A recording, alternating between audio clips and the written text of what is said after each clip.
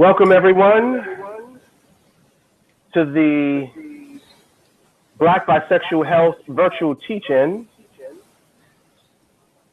as a part of the Bisexual Health Awareness Month for 2017.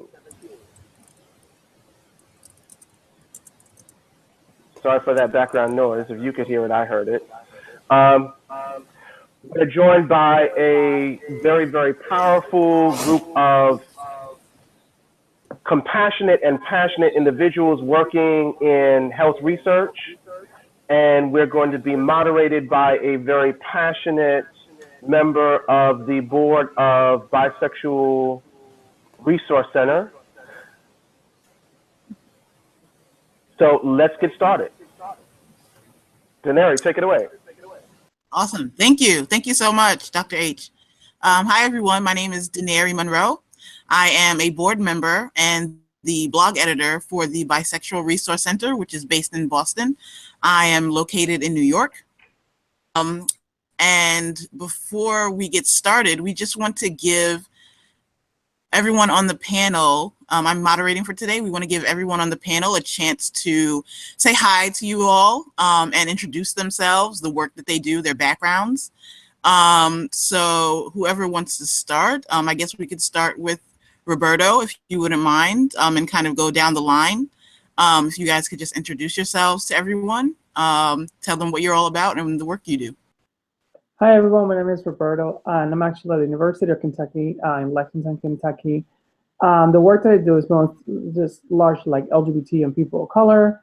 Some of the work I've been doing was this book chapter with Della Mosley, who, by the way, she contacted me a few hours ago. She's very sick. She had a personal emergency, so she will not be joining us.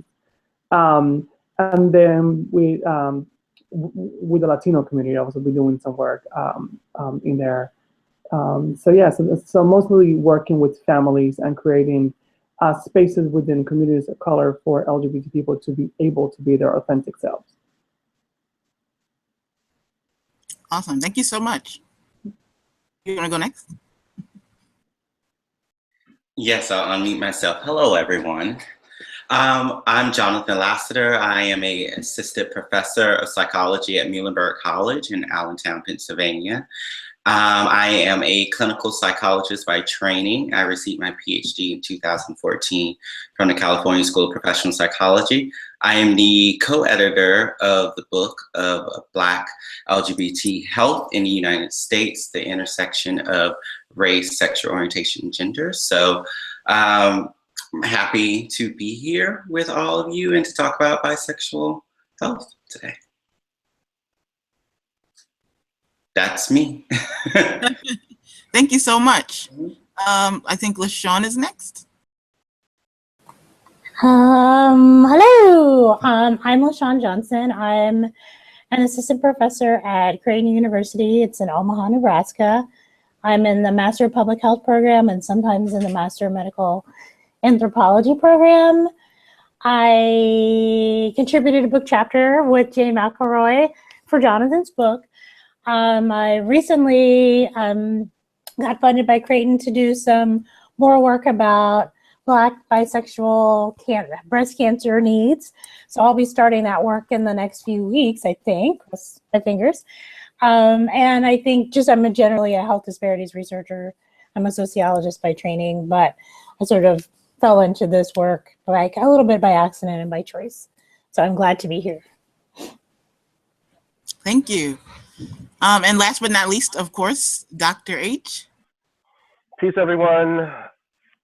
Dr. Herukhuti. I am the founder and chief erotics officer for the Center for Culture, Sexuality, and Spirituality. I am also a faculty member at Goddard College, as well as an adjunct associate professor in the Applied Theater Master's Program at the City University of New York's School of Professional Studies. I am a sexologist, a sex healer, a bisexual public policy advocate, a health worker, and also one of the co-organizers for today's teaching, and great to be here. Thank you. Awesome. Thank you guys so much. And thank you for the work that you do. Thank you for joining us today, for sharing this space, this digital space, to educate folks, to provide a safe space for Black bi+ folks. I'm really excited for the education and the community that's being created here today. First question is really simple. Why we want to know why Black bi+ health is important to you guys. Why are we talking about this today? And anyone can start. And I want to also encourage people to use the hashtags Bi Health Month and BHAM17 for those folks who are with us on Twitter. Please, we'll have opportunity to ask questions and answer questions and make comments via social media using those hashtags. Following also on Twitter, BRC_Central, and Denarii will be taking your questions and comments. Yes, thank you for that. Oh, so whoever wants to answer the question first is free to go ahead. No, you asked why bisexual health, right? That's the question, right? Well, I think it's very important. I think it's something that we don't hear enough about, especially as being a researcher that looks at health disparities among Black LGBT people. There's a lot of focus on the L and the G, but not enough on the B and the T. And so when Dr. Lawrence Follins, who is the co-editor of the book that I mentioned earlier, and I were doing this book, we said we really want to be as inclusive as possible and really not just give lip service, but actual special attention to each and every constituent of that acronym that we use. And when we look at the statistics on research, we see that bisexual people usually experience not only health disparities in comparison to their heterosexual counterparts, but also in comparison to their monosexual counterparts as well, so lesbians and gay men. And so I think we should be having this conversation specifically around bisexual health more than we do, because bisexual experience is qualitatively different from the experience of monosexual folks. And we need to highlight that. And we also need to highlight the amount of growth and thriving that happens in that community again, because there's just not enough narratives out there that's put in the not only in the academic journals, but also just in popular culture, in the pop imagination. We don't have enough images of bisexual people, and especially Black bisexual people. So that's why Black bisexual health, for me anyway. I would say that for me, I'm interested in revolutionary change, liberation, and social justice. And oftentimes find myself working with groups who are, because of their intersectional identities, experiencing the matrix of oppression across multiple lines of discrimination and prejudice. And so Black bisexuals are multiply challenged by structural violence, systemic oppression via white supremacy, as well as monosexism. And so I am interested and invested in looking at health and wellness because I'm committed to social justice and believe that health and wellness are our birthright, and for us to have healthy communities, for us to be engaged in liberatory struggle, we have to practice health and wellness skills, health and wellness practices that keep us at our best, so that we can do the work of liberatory struggle. Yes, yes. Well, Personally, personally for me, my interests come from two different reasons.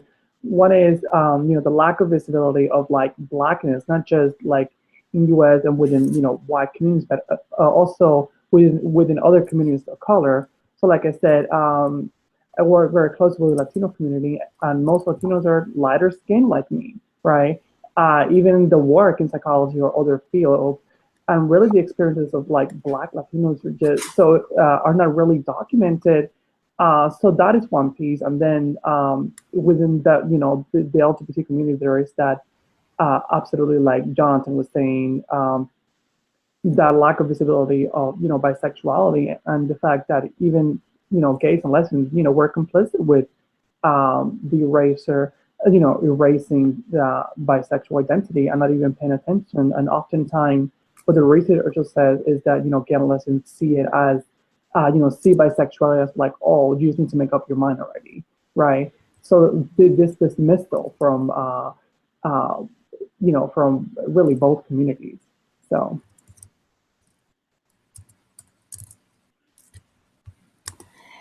Hey, so, sorry. Now, just checking to see if you wanted to respond. Yeah, I'm happy to join the group. I think I probably echo a lot of what's been said here. As a cancer researcher, already knowing about the disparities with breast and ovarian and other gynecological cancers experienced by Black women as a whole, and then overlaying that, the disparities we know that also exist with bisexual identified folks, I'm doubly worried about the invisibility of the stories of Black bisexual women when they're going into the doctor's office and wanting to talk about age-appropriate screenings and testings. I don't think we have enough stories, good stories, about women in our community, or stories at all, but I think the few that I think we hear are the bad ones. So for me, it's really important. This is a life or death situation when it comes to cancer. I'm a cancer survivor myself. And so I take a very personal approach to the research that I do around cancer, but I think they could probably, some of the stories could spread out to other areas as well. But I think I come into this work knowing how dire the cancer situation is in the Black community in general, around HPV for men and women, breast cancer for women, cervical cancer for women. It's incredibly bad. So I think we have to get these stories out for these folks and let them be part of the bigger conversation, and also give them the tools to empower themselves in the doctor's office. So that's why I think it's important for us to add these folks to the conversation as much as we can. Thank y'all so much. I'm really glad that you all touched on different aspects of the importance of bi health, the kind of larger liberation for folks, the kind of inter-community issues, with bi plus community versus gays and lesbians, and our different health disparities. That was really great. So our next question is kind of digging a little deeper. So I want to kind of get your ideas on what social health is, defining it, and what are the essential qualities of social health specifically for Black bisexual folks. It's a kind of a two-part question. It's a little heady, but whoever wants to take it can go ahead.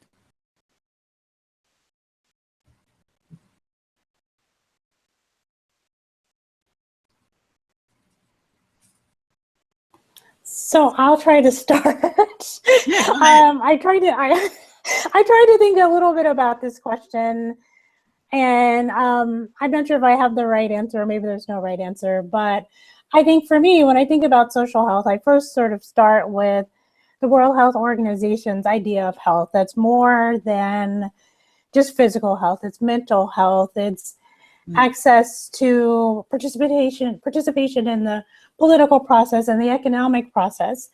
So for me, I think social health for our communities is both that broader World Health Organization idea of health, but it's a couple of other things. So there's this idea of biosociality, the sense that you can feel connected to a health community. And this health community is going to be the community that talks to you about prevention, but also supports you if you get this diagnosis. And I don't see enough bisexual sort of communities around issues like, for me, for cancer, but for other things that are specifically giving us a chance to talk about what our experiences are that are different from folks who are monosexual folks that are white, but they're bisexual. We don't have enough of those spaces. So for me, social health is about thinking about the broader systems of oppression that Black people face in general in society, in particular around access to healthcare, thinking about developing these communities that are specifically safe spaces for us to talk about how our experiences are different, not denouncing anybody else's experiences, but just lifting up our own and highlighting how they're different. But I think also then bringing back to the broader Black community conversations about intersectionality, you know, and saying, okay, now we've got this part of our struggle that we share, this part of it's different, all of it's important in telling an important story about how we're going to achieve the outcomes that we want to achieve.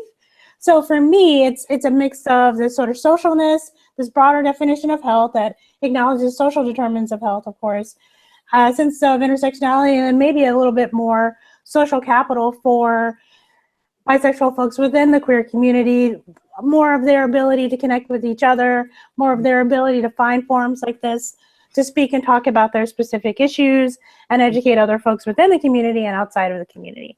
So I don't know if that was clear. Yeah. Did anyone else want to grab the mic or? Well, when I think about social health, my mind goes to the Afrocentric principle of Ubuntu that says, you know, I am because we are. And so that social health is this bi-directional thing, right? So it's between the individual and the group and the individual, and they inform each other, right? And in this sense, when we have that connection, we're never truly alone, and never truly an individual, because the group becomes a part of us. It allows us to be more expansive, and that expansiveness contributes to our health because it connects us, right? And so when I think about that, to me, the social health, or the pinnacle of social health, is that connection in all aspects, right? So it's connection on a spiritual level, it's connection on a physical level, but that's going to have implications for health, both biological health, psychological health, social health, in some of those ways that LaShaune was talking about, around, you know, being able to support each other in the communities around economic initiatives and things like that, and health education, health literacy and things like that, but also on this deeper, more holistic level that connects us spiritually, in order so that we can then do the work of and have that physical or outward manifestation of that spiritual connection with each other. So when I think of social health, I think about it in that sense, that is connection on several different levels that has implications on multiple levels. Does that make sense? Yeah, for sure. That was deep. I would say my chapter actually in the book that we all contributed to dealt with this question of social health, and a term that I offered is social cultural health. And in the text, I say social cultural health is health that considers the health of the immediate social and cultural environment within which persons live, love, fuck, function, work, relate, play, practice, and participate. It's the recognition of the role of social forces like oppression, discrimination, intergenerational exposure to structural violence, liberatory struggle, and social justice movements, and culture, including arts, aesthetics, rituals, and sacred spaces in the well-being of a person, group, or community. That's what I look at in terms of social cultural health. And it's the quality of the relationship between the person and the social forces and cultural production around them. Mm. Did you have anything to add, Berto? Yeah, I think the only thing that I would add to everything that was said was that, yeah, as Dell and I were writing the chapter, one thing that we noticed was this like hyper focus of like the literature when it talks about like bisexuality in general, but specifically like Black bisexuality. It definitely focuses a lot more on like psychopathological symptoms, right? This like talks about like sexual experiences in a negative way, like from a health perspective and so forth. So more moving the narrative to creating more a positive narrative, changing the narrative of how people view bisexuality. It's not, people are not just saying the word when they read a study about STIs or other health concerns, but also learn more relationship into interconnectedness in a more positive way. So that was one thing that we noticed as we were going through literature. Yeah, and I wanted to because what Roberto and what Herukhuti said, I was seeing some connections there because Roberto, you were talking about the narrative and how it's this usually this pathological narrative, and Herukhuti, you were saying about the quality of the relationships, right? And I think that those things are related in the sense that the more that we hear these pathological messages about ourselves, and the more that other people hear them and then they project that onto us, then that's going to influence the very schemas that we have about ourselves, right? How we see ourselves, how we think about ourselves, how we see the relationships that we can have, and what those relationships look like. And then that's going to affect the quality of those relationships. So it's not just enough to have that connection that I was talking about, but I think Herukhuti, you pointed out this, when you said quality, I was like, yes, it matters about the quality of those connections. Yeah. And so I just, when you were talking, that came, and I think that's important that we should keep that in mind, that when we think about social health, that we should be thinking, not just about the simple act of having social connections, but what are the quality of those connections.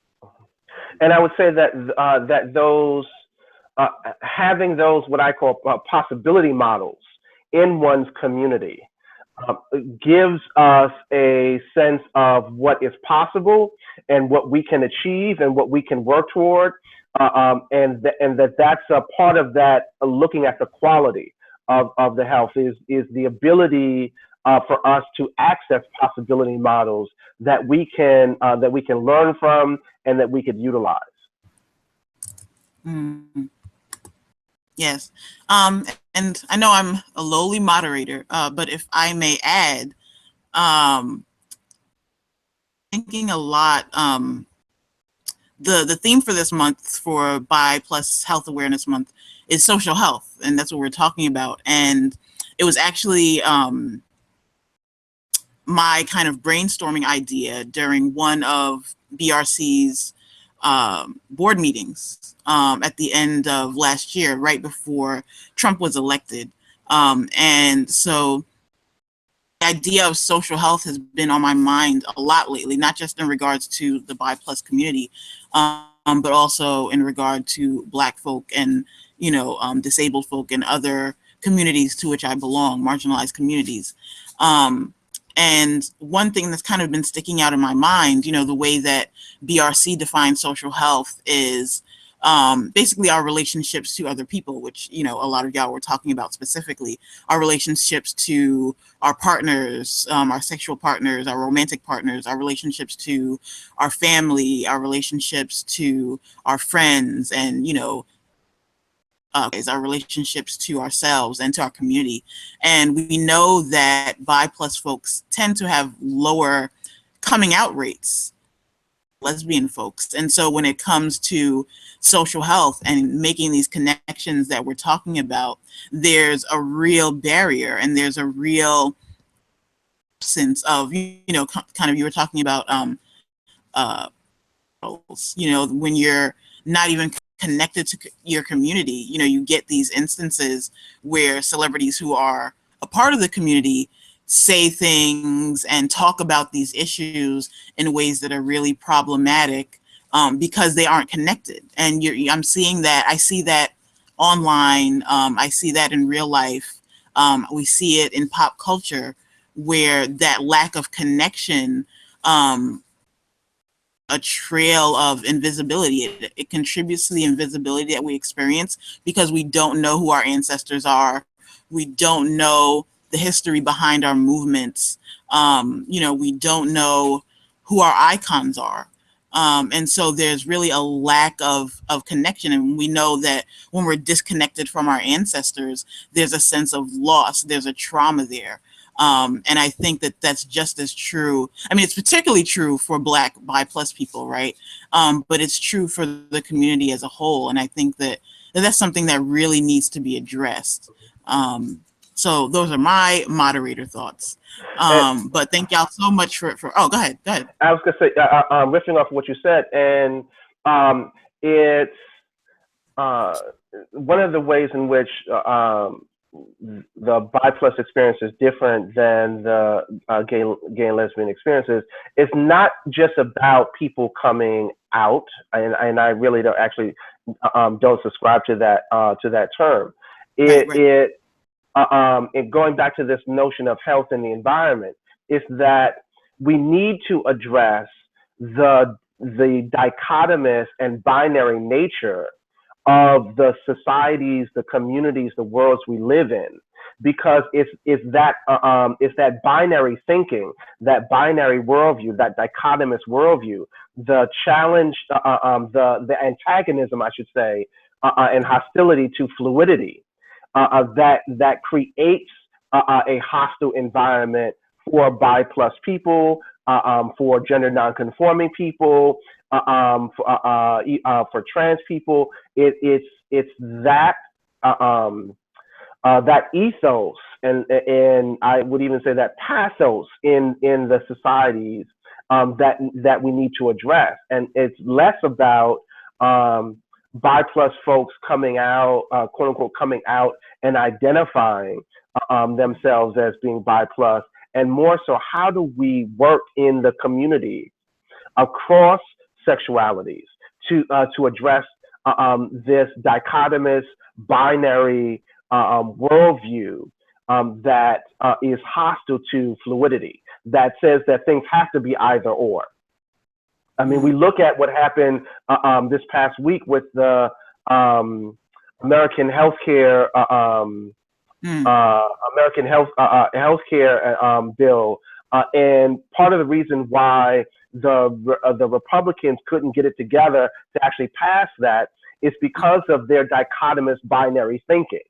That even within their own conference, they had this, well, we are either the Freedom Caucus or we're the Tuesday. You're either with us or you're against us, and let alone the fact that they sabotaged the bill from the beginning by not including people outside of the Republican conference.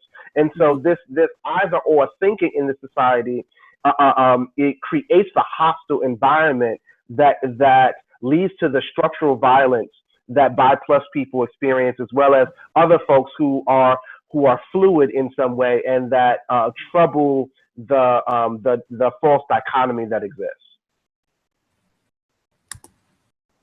Yeah, that was really great. And thank you too for the critique on coming out. I like to use our stats, but yeah, it's definitely kind of a weedy, problematic concept.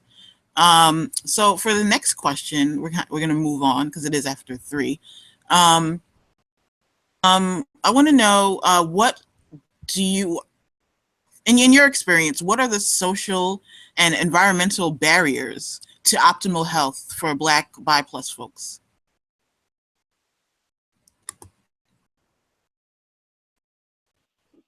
Well, I mean, from what you both just said, I think, one of the social barriers is this lack of fluidity in thinking, right? It's this cognitive rigidity that we see in society as a whole.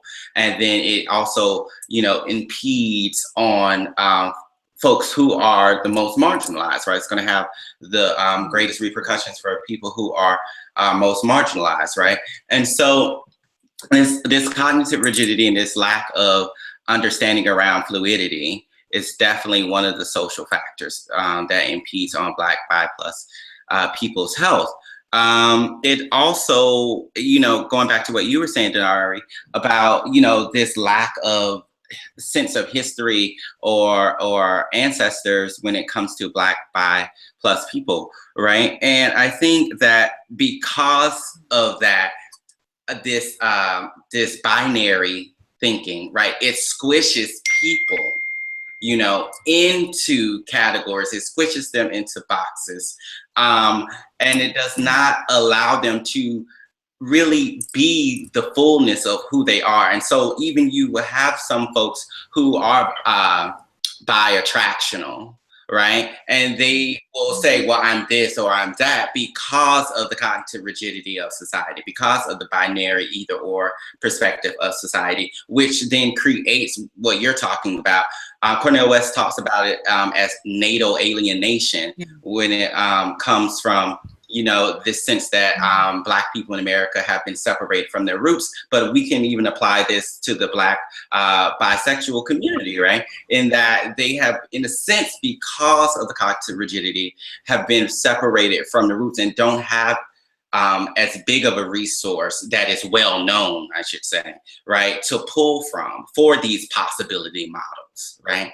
And so I think that is one of the things that's definitely going to, that definitely has a negative effect on the social health of Black, bi, plus people, is this cognitive rigidity. And we definitely see that again at the larger society. And, you know, I'm thinking about Linda James Meyer's optimal theory, right? She points this out, right, when we think about, you know, the nature of logic, right? And she says that logic has to go to a both and instead of an either or paradigm. And so it's like really, really hard to get to that both and, because we have powers that be at each level saying, no, be this, right? But we know that when we can't define ourselves, those definitions crush us, right? And they don't serve us. So I think, yeah. Thank you for that. LaShaune or Roberto, did you want to add anything?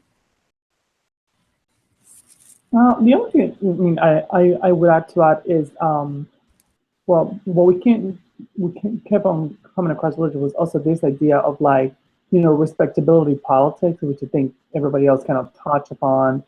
And what, you know, there's a way, you know, kind of like learning the historical aspect as well. And what some of the bi folks in the research that we have found were saying was having to create spaces within their churches and having to educate, you know, to be able to kind of, you know, break away from that. And this, you know, these rules are kind of like unspoken of how you should act if you know within the Black community and within the LGBT community. It's kind of like everybody's putting by Black folks on their place, so to speak, you know. So that's something we definitely kept on coming across those experiences when people were talking about that, this, you know, respectability politics aspect.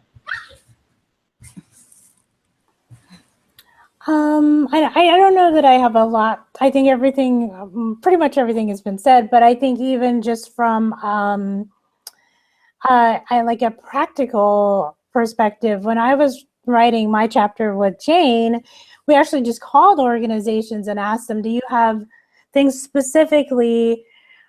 So we called African American cancer organizations and asked them, okay, do you have things specifically for the bi plus community? Didn't know what we were talking about. Called, you know, queer organizations and said, okay, do you have any folks who can work with diverse communities of color? And then they're like, you know, they will get back to you. And then of course came back with, oh, well, that person's not around or that person quit. And there's no critical conversation about, well, why don't they feel like they have a place there, right? Why did they leave?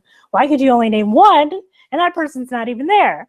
So I think even just from a practical perspective, that's an environmental barrier, that's a social barrier. If you don't even know, if as a person who's a member of the community, you have perhaps your own personal networks, but you don't have any reliable sort of organizations or places to send folks that live out in the middle of nowhere, you know, that aren't in a big city, that don't have a university, that may have a center that could support them. And so for me, that's something, being in the middle of the country, I'm in Nebraska, that I think I'm probably especially aware of, that I have no place to send people other than say, well, here's my informal network, but there's no materials, there's no way to say, well, you know, here's a way to affirm yourself and affirm your identity, and also think about being resilient, and not just being resilient, but being a constructive builder of a bigger community. And I just don't have those places to go, or places that I can identify. So I think for those of us in the middle of the country, I think this is especially something that we struggle with, that there's a physical, no place to go, and then there's a social community that we aren't aware of, and or feels like alien to us because we're not on the edges of the country. So culturally, it's just even different. So yeah, I think for me, that's something I think about that a lot. Being in the Midwest and being originally from the Midwest, although having lived on both coasts at some point in my life. So yeah. Thank you. Those were really great answers. I'm going to go ahead and move on to the next question, because it's a quarter after, and we do want to make sure that we save time for folks to ask questions and plug things. Our next question for y'all is talking about the strategies that Black bi folks are using to improve and maintain their health. And this is a two-part question. So I'm going to start with that and see what y'all have to offer on that first. And then we can go into the second question on that. So what are strategies that Black bi folks are using to improve and maintain their health? What are the things that y'all are seeing in your work or your day-to-day life as bi folks? And I have some thoughts on that because I just wrote an article on it. But I would love to hear your thoughts. One that comes to mind immediately for me here in New York City is a group called Menkind. Menkind was founded by J. Christopher Neal to support bi plus sexually fluid men of African descent. It's a monthly discussion group that meets in Brooklyn, New York. Most recently, and it meets the second Tuesday of the month, but because of the snowstorm, it met earlier this week. And that meeting was actually a meeting of trans men of African descent and bi men and sexually fluid men of African descent. Of course, there's overlap there. And it was actually a historic meeting. I know of no such similar meeting that has occurred to really look at what are the similarities, the commonalities, and differences between those groups of men, where are the crossovers, and how can we work together in brotherhood to support each other's health and wellness in an ongoing and larger way. And so there are groups that exist like that, both that meet in person and then also virtual groups online that support the social, emotional health and well-being of bi folks broadly, but more specifically bi plus folks of African descent. Did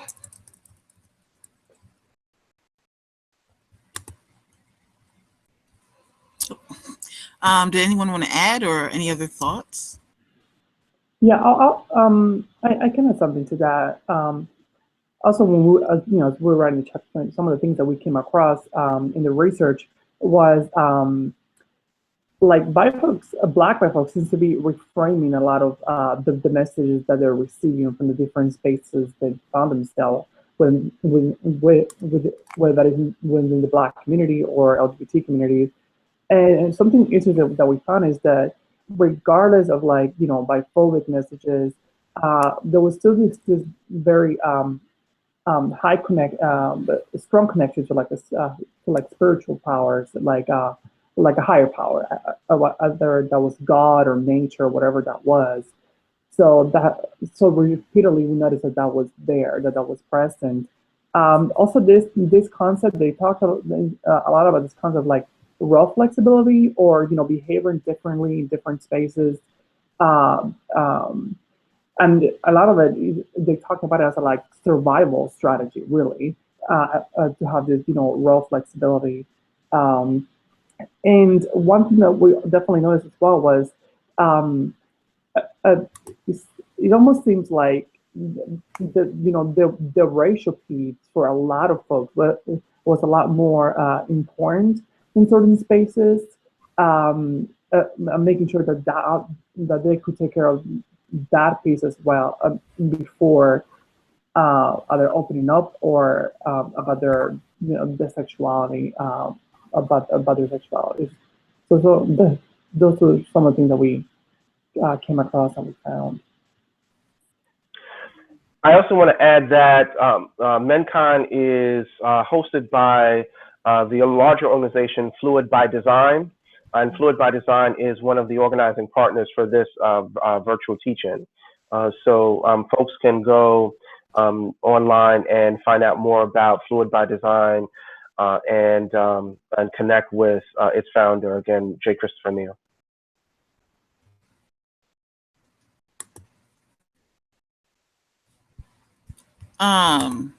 So I think I'll move on to the second part of that question, which is really important. And also, Denarii, oh, go ahead. If you could also share what you were gonna, if you could also share what you have written about in this area, that would be great. Oh yeah, sure. Yeah, actually, did kind of mean to bring that up. So some of the strategies that I've seen and also used personally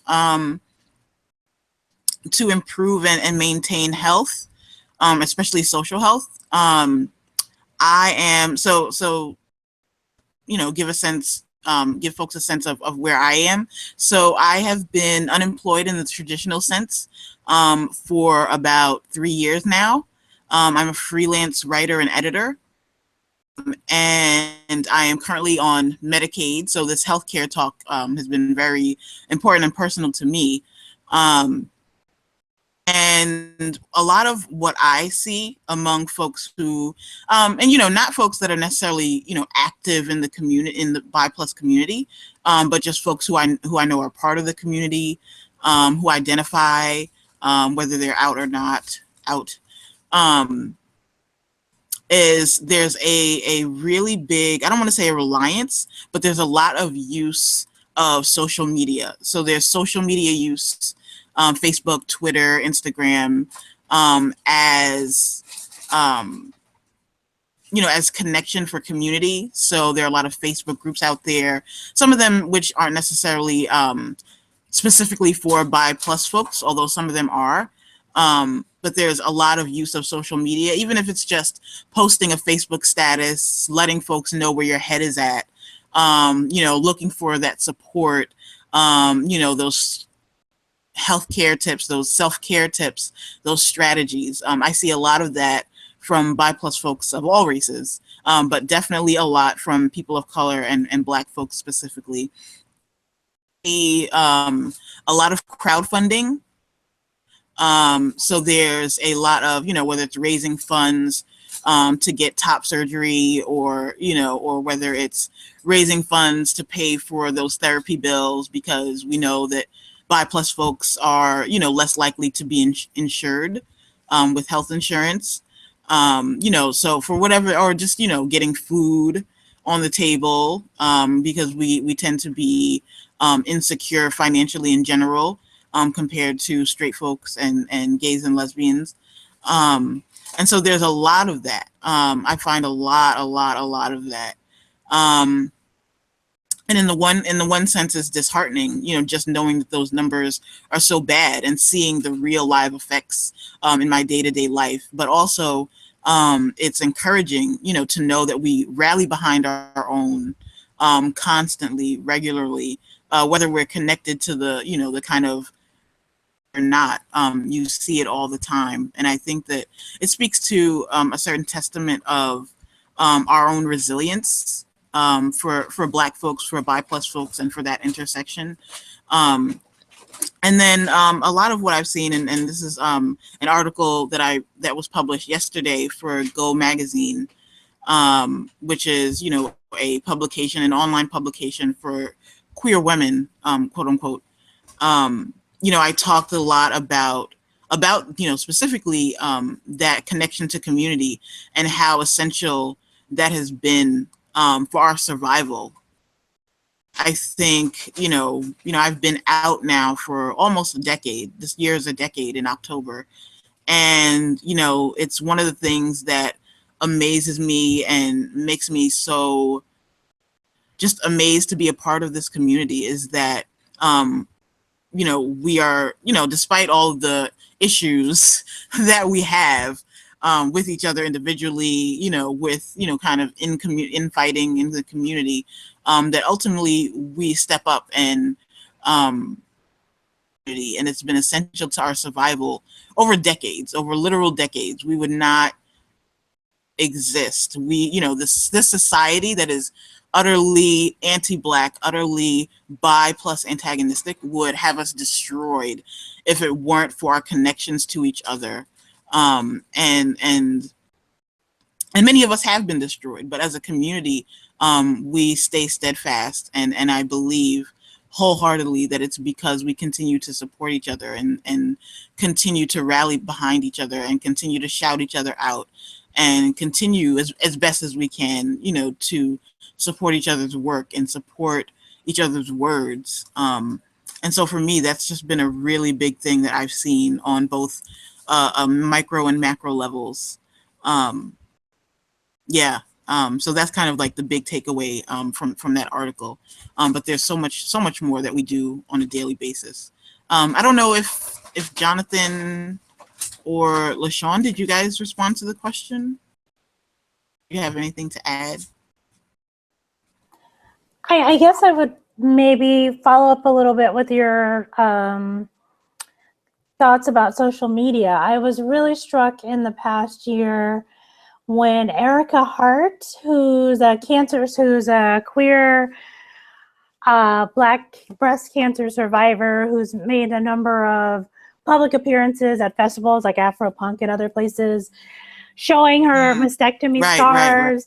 Right. How once those pictures and that story got circulated amongst people who I think were either just not aware or just didn't really know what to make of it, it's been interesting to sort of see the kind of the instant, like the private messages that have come around that. So like you said, that there's, I think probably some Facebook groups that are connecting folks together, but just sort of the private conversations in my own circles, asking questions about it and what does this mean? And, I've never seen this before. And is this something that's possible? This is a thing, almost and there was a sort of a moment of joy when people saw her, that, this is a thing, you don't have to have this body that the pink ribbon culture wants you to have. You don't have to, stick in this one category and label yourself this one thing.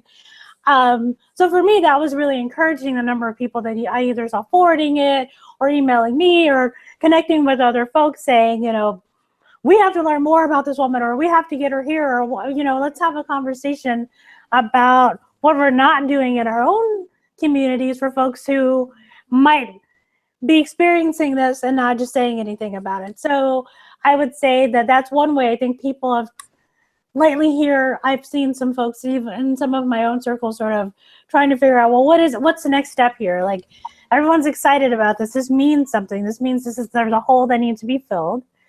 So what's the thing? But I also think that a number of folks, again, sort of going to the Midwest comments, that are code switching and are not being their full selves in every setting that they're in. And so they don't even know how they can make that next step to make it a thing that's a more open thing. So that we sort of talk about it in our messages, and folks will forward this or that thing, but I don't know that a concrete plan has been created, at least here at Omaha, and I'm trying to work a little with folks to do some more stuff. But there was I think just a moment of celebration of seeing somebody who looked like us, with natural hair, just a regular body, just so many things that were so familiar. It was exciting for me anyway, and it seemed like it was exciting for other folks. So I think that helps folks sort of keep a little bit of hope going, say, okay, this may be the change that we need to start some other things. And I just wanted to add that, I've also, when I was doing the research for the chapter in the book, is that I found that just as important as connecting is also disconnecting from the people who do not affirm us, right? And so that is one of the social strategies I would say that Black bisexual people have been using as well. And I think that sometimes has its own unique challenges, just as much as what LaShaune's been talking about, trying to find a community. Some people have challenges as well, disconnecting from those non-affirming communities, because a lot of times those could be, from our family members, from people who we thought were our friends, but being able to get to a place, and again, that's a process. It's not going to happen overnight for everyone, but being able to get to a place where it says, you know what? No more of this, right? Let me go and look for something else that is going to, someone that's going to smile back at me, someone who's going to be there for me. I'm always here for this person, but they always drop the ball on me. So learning how to disconnect and getting to a place where we can disconnect from those non-affirming people is also a strategy that some people are doing, but I think it's something that definitely can be supported, and we can start to empower people to do even more. Speaking about that social media piece, I want to invite folks, if you're not already, to join us on Twitter as well, following BRC_Central, and using the hashtags Bi Health Month or BHAM for Bi Health Awareness Month 17, and prepare to ask your questions using those hashtags so that Denarii can select them and get your comments and questions on air with us. So please do that now. And also, we've been using this term bisexual, sexually fluid, and for some folks who may not understand what that term is, there's a lot of misinformation out there. Not most, but a lot of people think that bisexual means that, well, someone is attracted to men and women, and this binary understanding of that. In actuality, the early sexologists who came up with the term bisexual actually meant it to apply to people who, what we would consider today, intersex. And their understanding of sex being two sexes. So that's originally where the term bi and bisexual came from. But contemporary understandings of bisexuality are really about sexual fluidity. It's about having the capacity to engage people across different genders, recognizing that there are multiple genders. In fact, there are as many genders as there are people performing and exercising gender and practicing gender. And there are folks who fall outside of gender altogether as a construct. So it's really about people who have the capacity to appreciate, value, love, enjoy, please, and be pleased by, experience pleasure with people across various genders. Thank you for that. Thank you so much for that. So our final question, before we get into the Q&A, I'm going to kind of combine the second part of that last question with the final question because they're kind of similar in vein. And so the question is basically talking about how both healthcare providers and also quote unquote regular folks, some of whom might be watching right now, how they can support Black bi+ folks in the strategies they use to improve their health and how folks can help to promote Black, bi, plus health.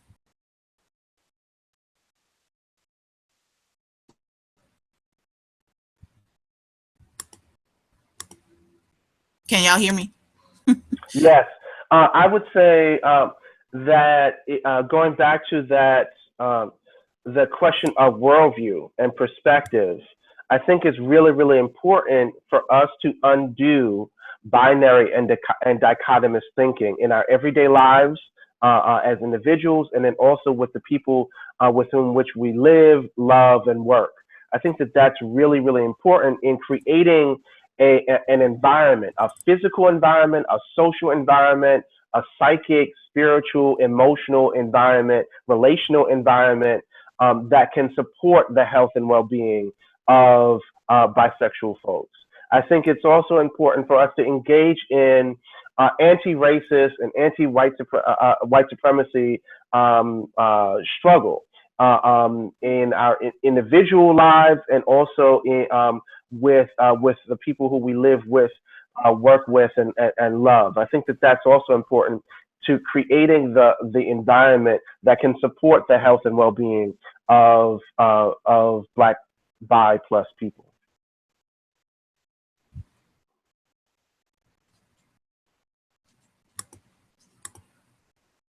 Oh, okay. Did anyone have anything to add or other thoughts on that? Well, I was just thinking when you asked that question, how about the healthcare provider portion of it, and as a person who did most of their clinical training in hospitals, working on teams with health professionals, I often think of the whole knowledge, awareness, skills paradigm, right? So there's definitely this sense that people need to increase just their basic level of knowledge around who Black, bisexual people are and the uniqueness of their experiences. So I think that has to happen at the curricular level, right, within the institutions, which of course is easier said than done, but I'm going to continue to say it because it's super important that it happens. It also needs to happen at, I think media, going back to social media and things like this, I think that can be a powerful way to increase knowledge, right? It's to continue to get these images out, these possibility models out in front of people on Facebook, on Twitter, and things like that. Also, this awareness, going back to what Herukhuti was saying about worldview, right? We need healthcare providers and lay people ourselves, right? We need to do that more introspective work of saying, okay, so why am I only thinking it's this or that, right? Like, I notice often that I'm even going here, and I feel like I gotta be this in this situation, I gotta be this. What's up with that, right? So, and that again requires us to go deeper. And again, though, I acknowledge that is a challenge, especially when we're thinking about more of those basic level needs, right? Like, how are we gonna, keep the lights on, or how are we going to, not cuss this person out at our job because they keep microaggressing us, right? So it's a lot, right? And then when we go to the skills, again, I think this is where, healthcare providers, right, definitely need to understand, again, how not to just say you're this, you're that, boom, this is the method I'm taking because this is the way I perceive you. But really, again, take this individual approach, right, and stop pre-categorizing people and pre-treating people, right? We know that the research says that most physicians make a decision about their treatment plans within the first few seconds of seeing the person in the room or reading the chart, right? And they have to stop doing that.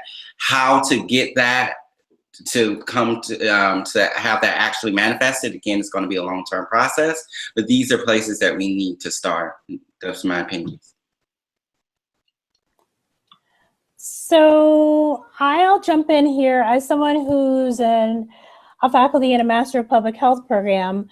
I'm probably I'm educating folks who are a little bit earlier on the continuum that Jonathan was just talking about. So thinking about where underserved members of our community access healthcare and screenings. Some of their first places are federally qualified health centers and health departments with people that have degrees in public health, like the ones that I'm training.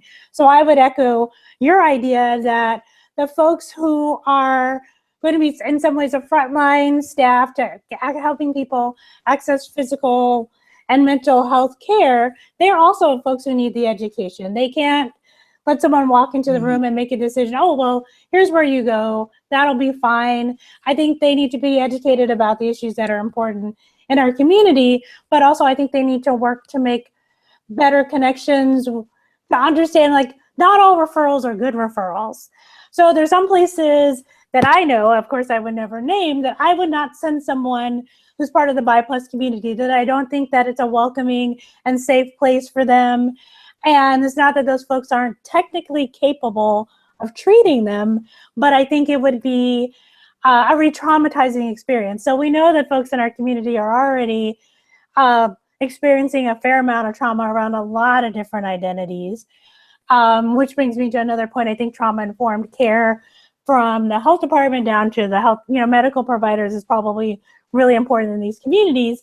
So I think part of my responsibility as an educator of folks in public health, who's also sometimes a volunteer in public health fairs and things like that, is making sure that those folks also have the knowledge, skills, and ability to help someone sort of navigate what's going to be a friendly space, what's going to be a place that's going to understand your specific issues and understand these significant risks that people in the BI+ community face around cancer, around smoking, around depression, any host of issues.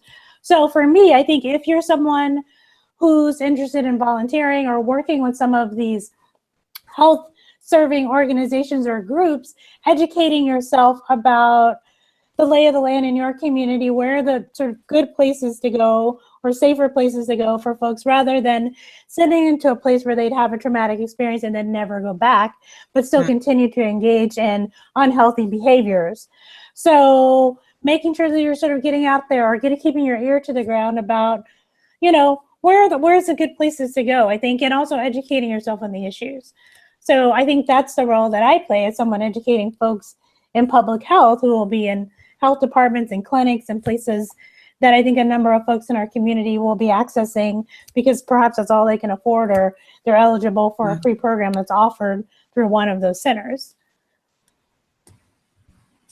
Did you have anything to add, Roberto? Yeah, the only thing I would add to that is I've been struggling a little bit about which word to use because I think we all love labels like allyship and being accomplished and whatnot. People just like to wear these labels, but not to the work. But I think what I would say is myself as a non-bi person, I think my role would be like challenging people within my own groups, right? And when nobody's looking and so forth, challenging people regardless of what that label is, because I think something interesting and very interesting happened. I think, and you see that across other groups, right? When a Black person talks about racism, white people don't listen, but if white people talk about racism, then all of a sudden white people listen, right? So I think we need to do the same, that concept when. Gay people need to challenge gay people when they have biphobic views, because we know from the research and from experience that it does happen, right? So along those lines, so challenging people, for me, I see that as as my role. As no, they're not on their way to becoming gay. They're bi. That's it. So anyway, that is what I wanted to contribute to that. In that vein of educating themselves or educating ourselves, I would encourage folks to actually get a copy of the book that we're all in, Black LGBT Health in the United States. And it was co-edited by Jonathan. Maybe Jonathan, you want to talk a little bit about that? I'm sure. Yeah, thank you for that segue. Right. Yeah. So the book again is Black LGBT Health in the United States. Right. The intersection of race, gender, and sexual orientation, and it was co-edited by my colleague Dr. Lords Follins and I. And really, it's the first book to look at Black LGBT people's health specifically, right? And all of the lead authors are members of that community. It was very important to both Dr. Follins and I to make sure that that was the case, because too often the stories of Black LGBT people are not told by them. And so we wanted to have the people who are part of that community to be the ones at the forefront of doing the research, of sharing the research, of telling the story. And because of that, I think the book is so unique than anything you've ever seen. It's definitely a scholarly, but it's written in a way that it connects with people across all domains of life, all different educational levels, backgrounds, and things like that. And we really, again, tried to make sure that we covered the breadth of the community and that everyone's included. So we have a chapter on trans men, we have a chapter on trans women, and definitely several chapters on Black bisexual people. So yeah, I encourage everyone to check that book out. I think it's not only going to increase knowledge and awareness, but it's also going to be affirming for a lot of us who are members of those communities. And you can just Google it. You'll find it.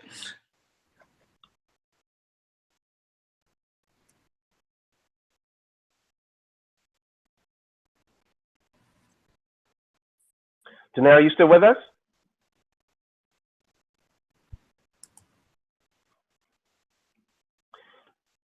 We may have a stalling issue with Denarii, so hopefully they will be back shortly.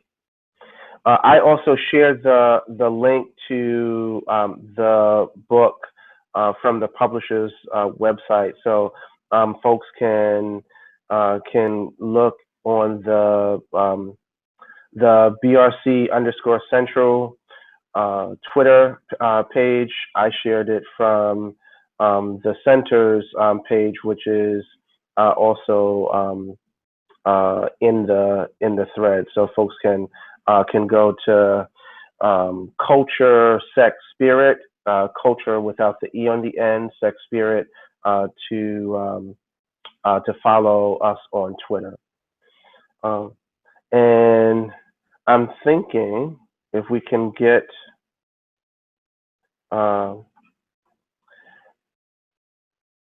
if we can't get Denarii back in the moment, I'll try to look and see if I can find any questions that folks may have posed on Twitter, and we can go from there. Again, if you have any questions, please use the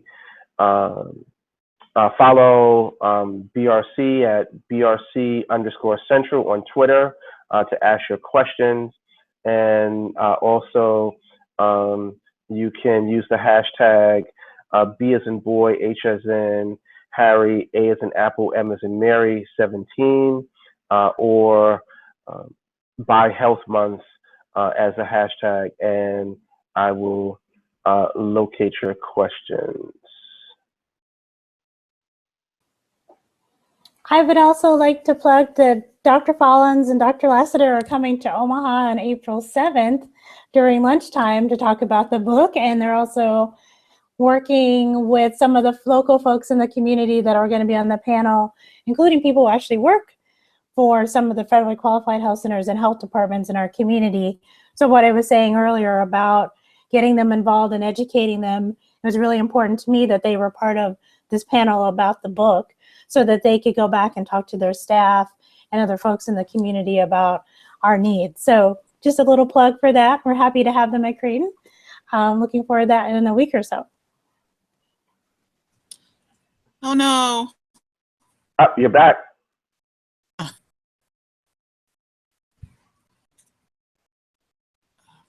Oh, you're back. There you go. All right, great. There we go. Sorry for the technical difficulties, everyone. No problem.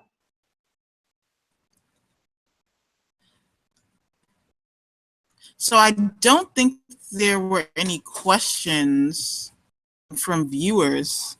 So I guess you guys were just plugging things at this point. Am I correct? I missed something.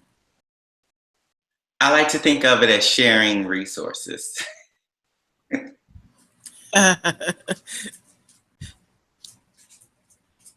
Yes, we were sharing resources until you got back to us, and then waiting to see if there were any comments or questions out there for us.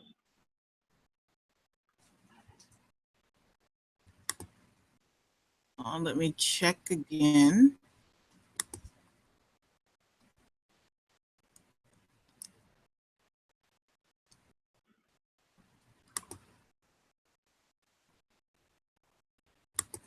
Okay. And folks should share their questions or comments on Twitter. I know most folks are looking at this via YouTube.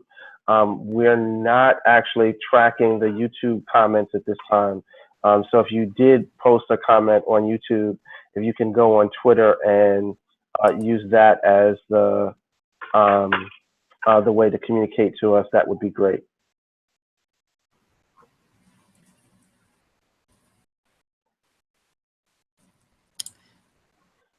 Oh, we do have one question. Are y'all ready? Yep. Okay. So we have a question from someone named Rachel Truitt, who's actually asking about the book specifically. So I don't know if you want to take this, Jonathan. But they asked, in writing your book, was it difficult to find information on Black bi health? Hi, Rachel. That's actually one of my students. So hello.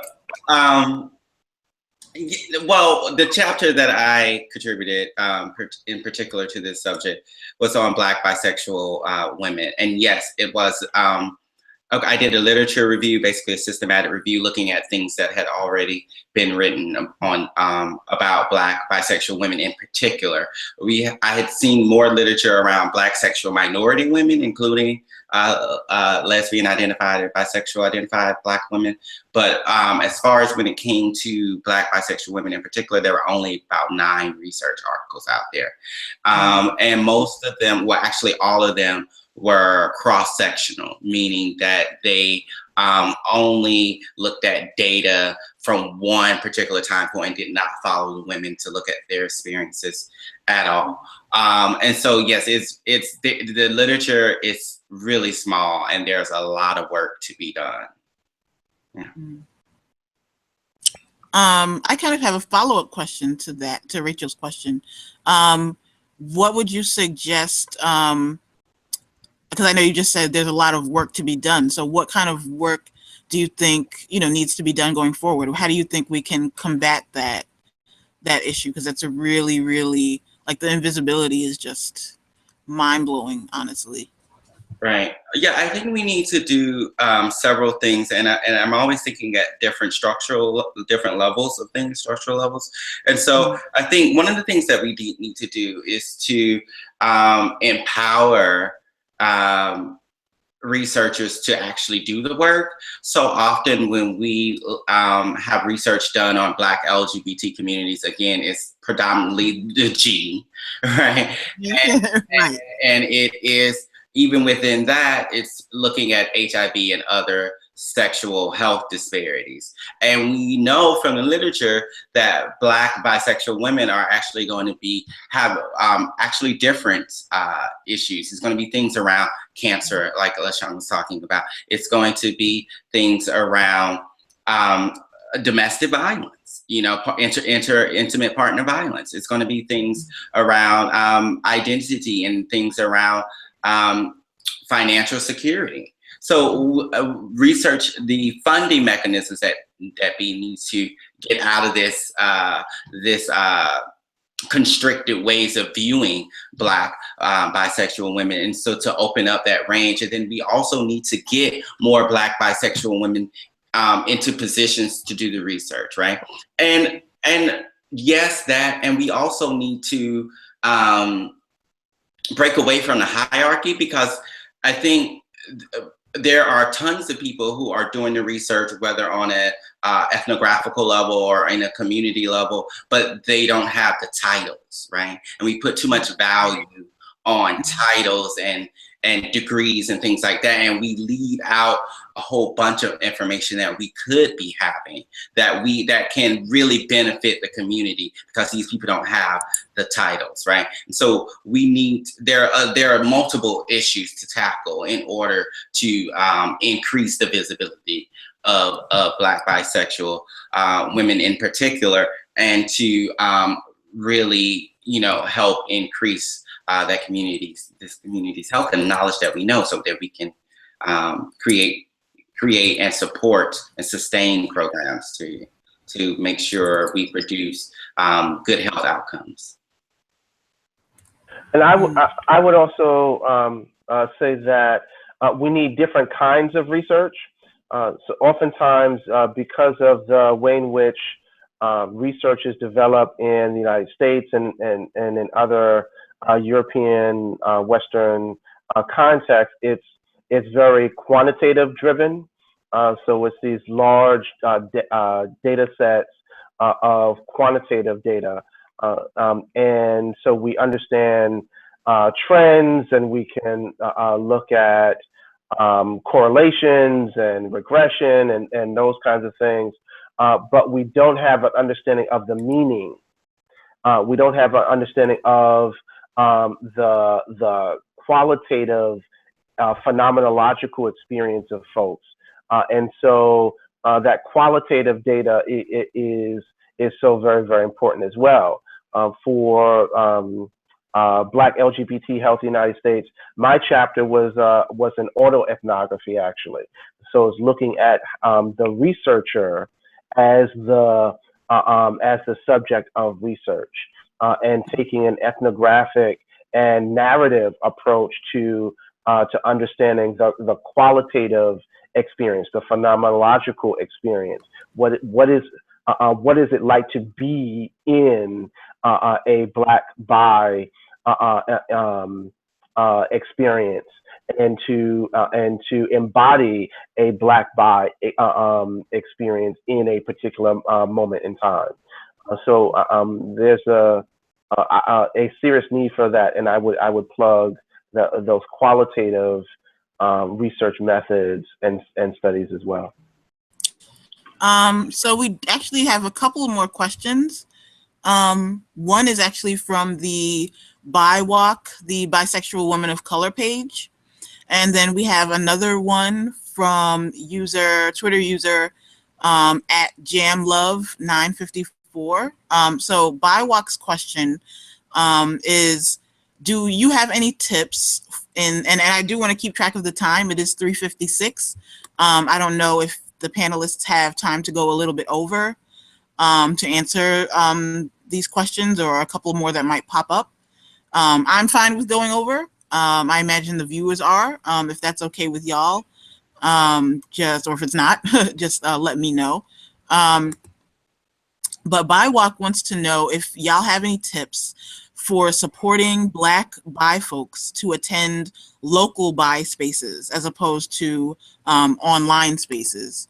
And if y'all don't mind, I'd actually like to quickly share a resource since we're using that language in order to partially answer their question. So first, I want to thank y'all for that question. Partly because I was getting a little nervous. I didn't think we'd get any questions. But I'm really appreciative of that, because physical spaces and physical support groups are really important to me. And I just wanted to let folks know who may be watching,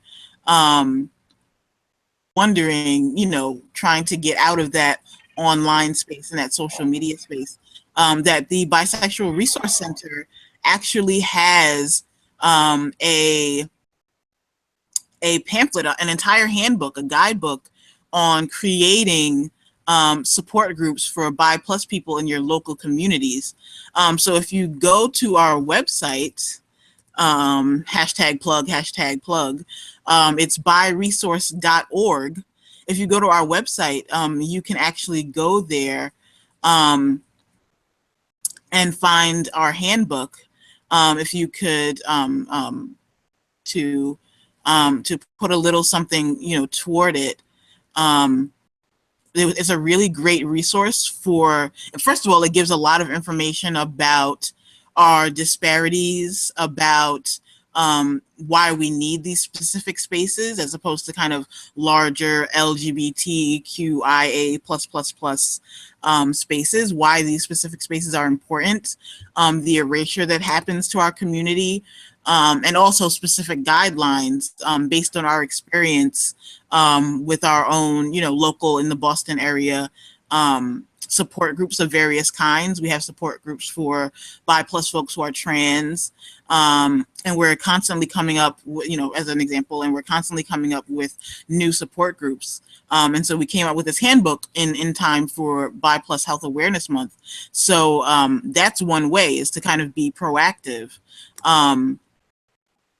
Of, you know, creating those spaces for yourself, essentially, if you're able, you know, in terms of your own physical and mental safety and abilities, to definitely, you know, try to create those spaces for ourselves. Because, I mean, in my experience as a multiply marginalized person, really, a lot of the only way that a lot of things are going to get done for our communities is for us to do it ourselves.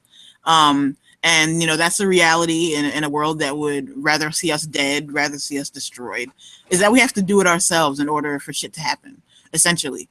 So if you're able, you know, advocate for yourselves, find those spaces that are accessible for disabled folks, because that's very important. Bi+ disabled folks do exist.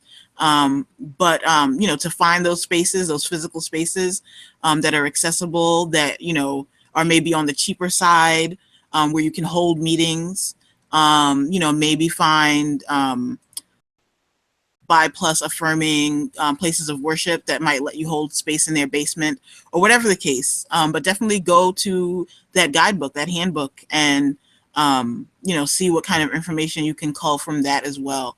And I don't know if the other panelists have anything they'd like to add for ways that folks can find local physical bi spaces. But y'all can take it away. I believe BiNet USA created a map of at least the United States that locates bi+ specific groups via the map, and so folks can go to BiNet USA's website and find that map and a listing of bi+ organizations as well.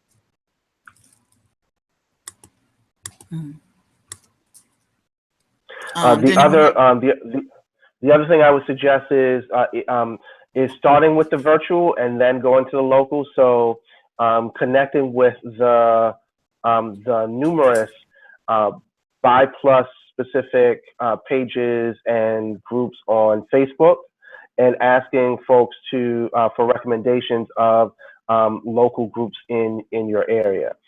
So there's a bisexual men's Facebook page. There's a bisexual women's Facebook page. There's a bisexual people of color Facebook page, and you can send a message to the group and to those pages, and moderators, administrators of those groups can answer questions about where to go in your local area. I know here in New York City, there's a Facebook page for the New York City bisexual activists, and that also provides information.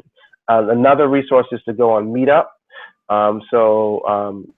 Using that social media platform Meetup, you can find local bi+ organizations that are hosting events in your local community. Mm. Thank you so much. Thank you so much for that. Did any of the other suggestions before I move on to the next couple of questions?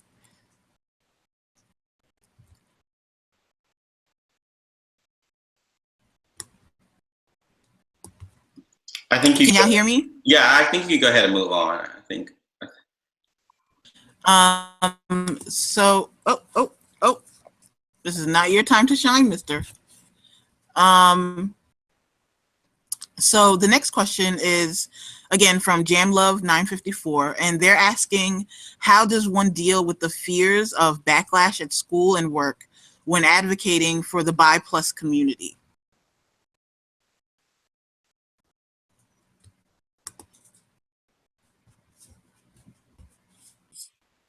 Well, I mean, we know that fear keeps us from doing lots of things, right? And I think we have to be very nuanced and delicate in the way in which we approach these things, because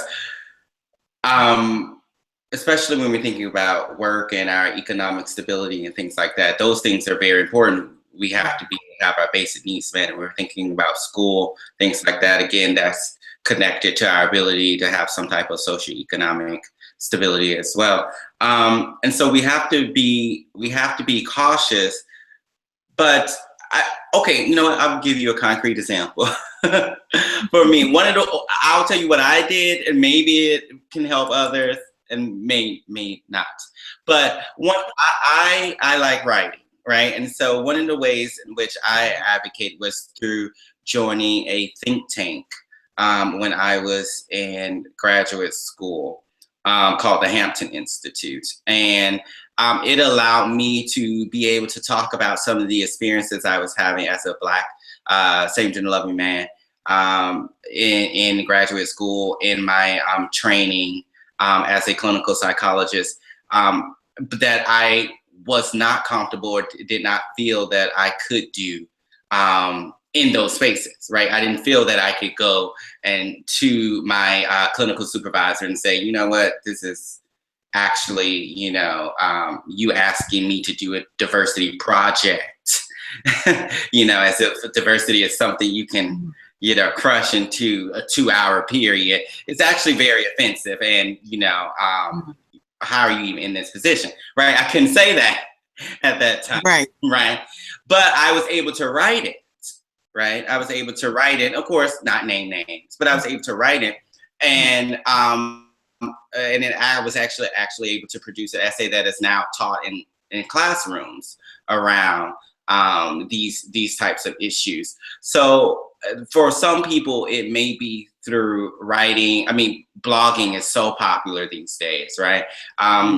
Twitter is so popular these days. So we can advocate in those ways for the Black bi+ community, although we may not be able to actually say the words, given structural oppression that silences us in the capitalist system that we live in, that requires us to engage, at least currently, if we want to have any type of economic security. So that's just one way.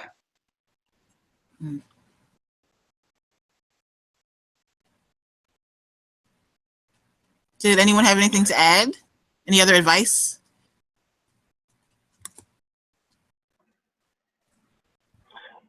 LaShaune or Roberto, did y'all have anything? If not, I could add.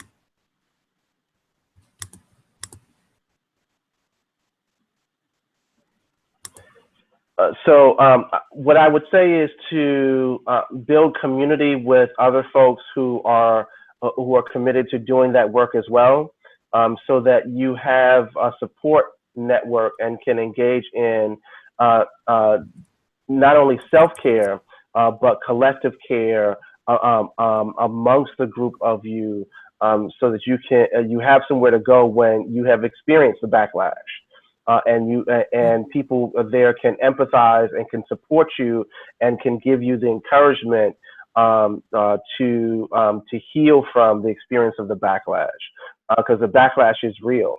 And I would say that the fear piece, because the question was really about the fear of the backlash, and not necessarily the backlash in and of itself. I would also say is to recognize what the nature of courage is. There's a difference between courage and fearlessness. Fearlessness is when you actually don't have any fear about the backlash. You're not concerned about it. It's not bothering you. But courage is where you have a fear of the backlash, and yet you still act. You act in the face of your fear. And a part of that, again, is about building the resources, having people who you can go to once you've experienced the backlash that can nurture you through your healing process. The other, I would say, is having a strategy, for how you're going to be an advocate, how you're going to disrupt and interrupt the bias that happens, building that plan and building your skill set so that you can be more skillful at being able to navigate those experiences and minimize the impact or the potential of backlash. I would agree with that. Earlier I mentioned how we're having a panel on April 7th with Jonathan and Lourdes are coming. And before I suggested this idea to the faculty and staff at my university, which is a Jesuit university. So Jesuits believe in social justice, but it's also a Catholic university. So, there's a lot of baggage that goes with that. I actually reached out to my community partners. So folks, allies and folks within the community. And I just sort of said to them, I'm thinking about doing this. What do you think? How should I approach the community to talk about it, the Creighton community? And they helped me frame the conversation. So I framed it around social justice. I framed it around health disparities. I'm lucky in that I'm in public health, so it's part of National Public Health Week, the conversation. But not one, they gave me the courage to do it, but they also sort of helped me frame it in a familiar to folks outside of the community kind of structure. So it wasn't that I'm coming in and I'm destroying, capitalism and all this other stuff. It wasn't this radical language. They helped me sort of frame it as, here's part of our Jesuit mission. Here's part of our mission around health disparities. Here are the, boom, boom, boom. These are the reasons why you need to support this event. And then as soon as I posted it, as soon as I put it on Eventbrite, they were the first people to RSVP. And they said, we'll be there in the front. We're going to support you regardless of what happens. We're going to show that this matters by making sure that we RSVP. And so I would make that recommendation to you in your school or in your workplace. If you've got a couple of other folks who are supporters, friends, family, created family, call on them to help you brainstorm a little bit about approaching your community for doing something like this. Like I said, they were really helpful soundboards for saying, well, how am I going to talk about this? What am I going to say why this is important? Why we should take 2 hours of our day and invite students and other folks from the community to understand what these things are. And they were really key to helping me feel good enough to do it. I still have to do the work and I still have to hope that somebody shows up. But they were certainly an important part of my making it happen. And I'm so incredibly grateful to them for that. So I would say that same thing. Thank you for that answer. Thank you. I think one thing. Oh, go ahead. I think I would add to that to add to a little of what you're all saying is that I think what we know also from school climate surveys, and we're talking about schools and getting sport and so forth, is this trickle down effect. Cause a lot of time faculty might buy into it. They might really want to do something, but then administrators are not really. So it's kind of how do you get to that person, right? And I think a lot of time it's and it is unfortunate. We would love to be going there and be because it's just such a justice and this and this and that. But a lot of times using their language for what we want to do, right? It's kind of and you have said this and this and this, and this is how this fits what we want to do, right? Kind of And at that point, they cannot argue with something they said of something that they said that they care about, right? You're using their language, you're using their tool to say, and this is what we should do this. So, which takes a lot of time and a lot of brainstorming and I'm definitely a lot of energy. Thank you. Thank y'all for those answers. I hope that it helped to answer your question, GM Love. And then we have one more question also from GM Love 954. And I think this is a really important question and something I'm thinking about a lot as a BRC board member. And their question is how to navigate engaging with the local BI+ group when the group mostly consists of white, cis, and trans women. I think that's a really big challenge for the BI+ community as a whole. It's kind of, intentional about those intersections and how we address those things and connect. So I have some thoughts, but I want to let y'all go first. Well, one of the things that I really appreciate about what J. Christopher Neal did with Fluid by Design and Mankind is that he saw a need for sexually fluid men of African descent to have a space that was culturally affirming of Blackness, of Africanness, and he created an organization to do that, and that he has partnered with and collaborated with local BI groups here in New York City to do events. So he's opened up the space at times to members of other groups. They've done shared events. J. Christopher Neal was actually the first publicly sexually fluid BI identified Grand Marshal for the Heritage of Pride march here in New York City, I think in 2015, I believe. And so I think that's one strategy, to create that space that is culturally affirming while also collaborating with the local BI+ groups, and when possible, engaging them in conversation about becoming more culturally competent and more culturally affirming in terms of diverse cultural perspectives. Not every group is prepared to do that. Not every group organizer is prepared to do that kind of work.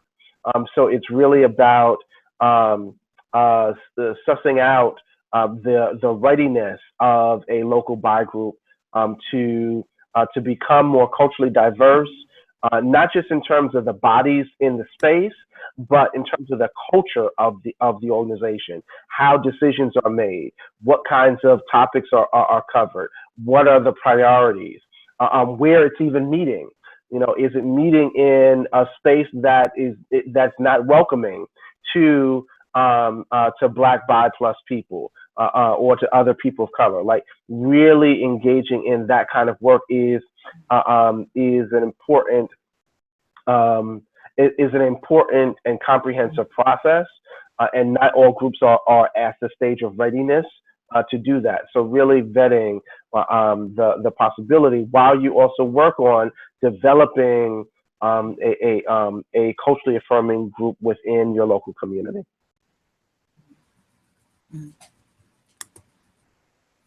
Did anyone else have anything to add to that?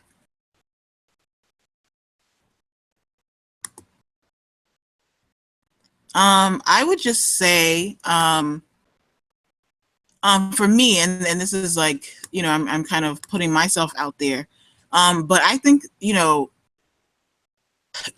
because as Dr. H said, not all spaces that you go into are going to be ready to engage with these kind of issues. A lot, not all of them are going to be equipped to handle, implicitly or explicitly questions and challenges to their privilege, to their erasure, to their micro and macro aggressions, to the ways in which they're being problematic, right?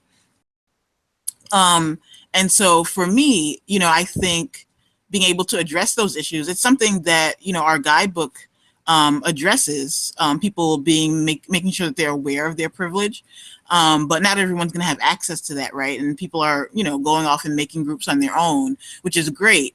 But that means that you have a lot of people out there who are, behind the curve when it comes to intersectionality, when it comes to making sure that they're creating spaces that are safe or safer for a diverse, types of people to engage in.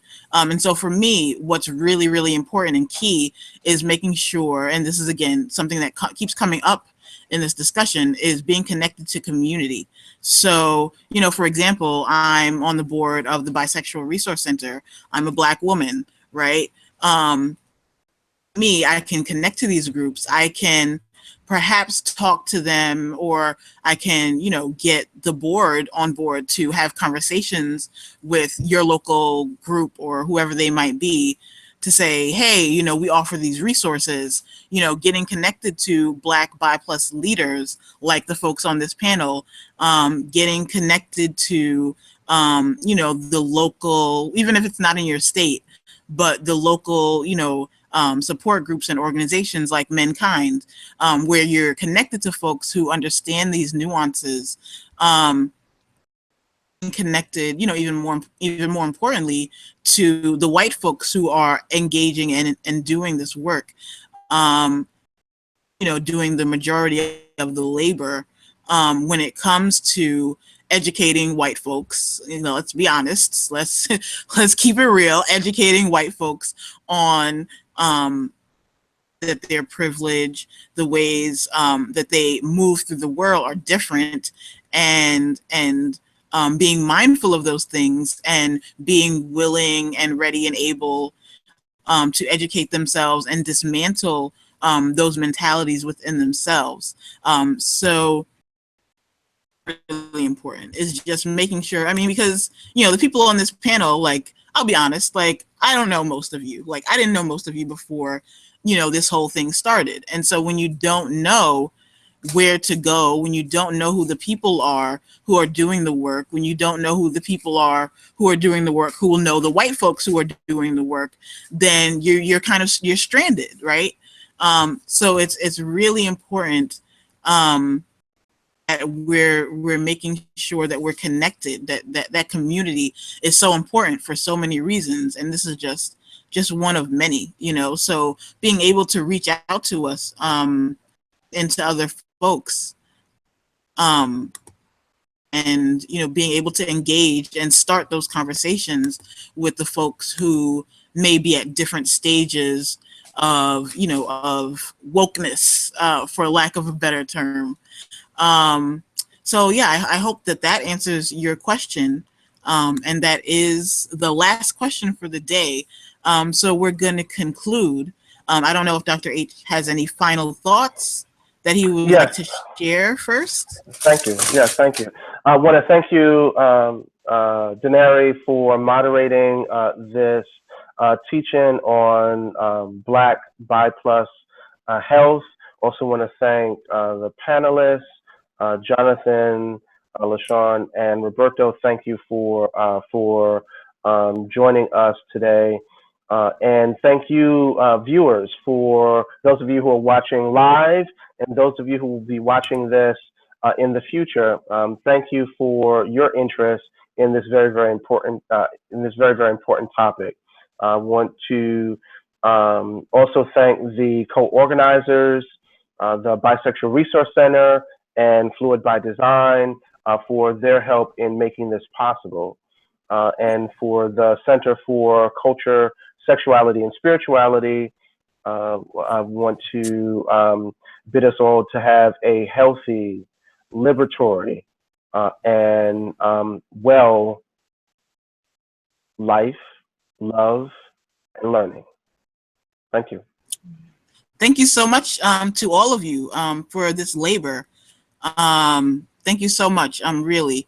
This has been really great, really edifying for myself. And I just, before we log off, he wants to say hello again. Before we log off, I would just like if everyone would share their Twitter handles or their social media so that folks can follow you and find you, and, you know, as I was saying, be connected to the community that we need so much. And I'll go last, so whoever wants to start. I'll start since I'm still unmuted. You can follow the culture, you can follow the center at Culture, Sex, Spirit, and that's culture without an E on the end, Culture, Sex, Spirit. You can also follow me on Twitter at Dr. Herukhuti, HERUKHUTI. You can also visit our website, sacredsexualities.org.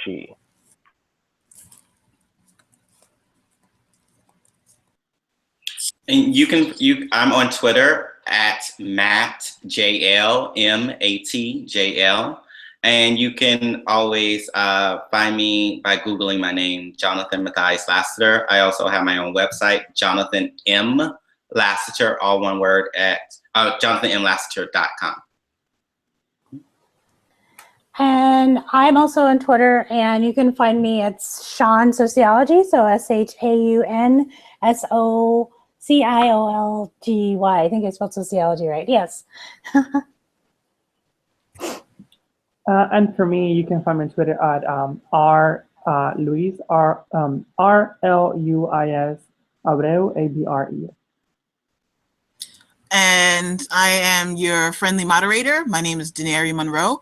You can find me on all social media, Instagram and Twitter. I'm not on Snapchat. I'm not on Tumblr. At Writer's Delight, WRITERS, Delight, DELI.